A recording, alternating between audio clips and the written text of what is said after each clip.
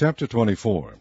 When a man hath taken a wife and married her, and it come to pass that she find no favor in his eyes, because he hath found some uncleanness in her, then let him write her a bill of divorcement, and give it in her hand, and send her out of his house. And when she is departed out of his house, she may go and be another man's wife. And if the latter husband hate her, and write her a bill of divorcement, and giveth it in her hand, and sendeth her out of his house, or if the latter husband die, which took her to be his wife, her former husband, which sent her away, may not take her again to be his wife, after that she is defiled.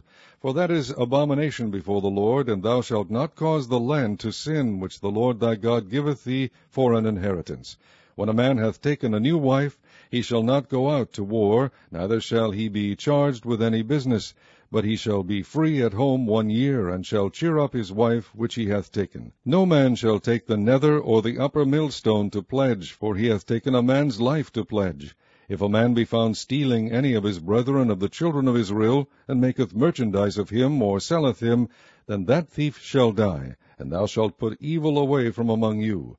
Take heed in the plague of leprosy, that thou observe diligently, and do according to all that the priests the Levites shall teach you. As I commanded them, so ye shall observe to do. Remember what the Lord thy God did unto Miriam by the way, after that ye were come forth out of Egypt. When thou dost lend thy brother anything, thou shalt not go into his house to fetch his pledge.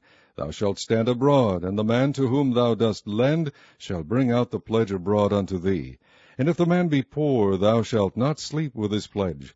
In any case thou shalt deliver him the pledge again, when the sun goeth down, that he may sleep in his own raiment, and bless thee, and it shall be righteous unto thee before the Lord thy God.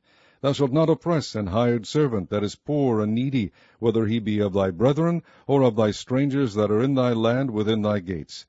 At his day thou shalt give him his hire, neither shall the sun go down upon it, for he is poor, and setteth his heart upon it, lest he cry against thee unto the Lord, and it be sin unto thee.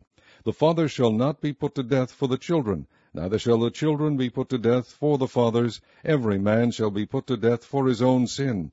Thou shalt not pervert the judgment of the stranger, nor of the fatherless, nor take a widow's raiment to pledge. But thou shalt remember that thou wast a bondman in Egypt, and the Lord thy God redeemed thee thence. Therefore I command thee to do this thing. When thou cuttest down thine harvest in thy field, and hast forgot a sheaf in the field, thou shalt not go again to fetch it. It shall be for the stranger, for the fatherless, and for the widow, that the Lord thy God may bless thee in all the work of thine hands. When thou beatest thine olive tree, thou shalt not go over the boughs again. It shall be for the stranger, for the fatherless, and for the widow. When thou gatherest the grapes of thy vineyard, thou shalt not glean it afterward. It shall be for the stranger, for the fatherless, and for the widow. And thou shalt remember that thou wast a bondman in the land of Egypt. Therefore I command thee to do this thing.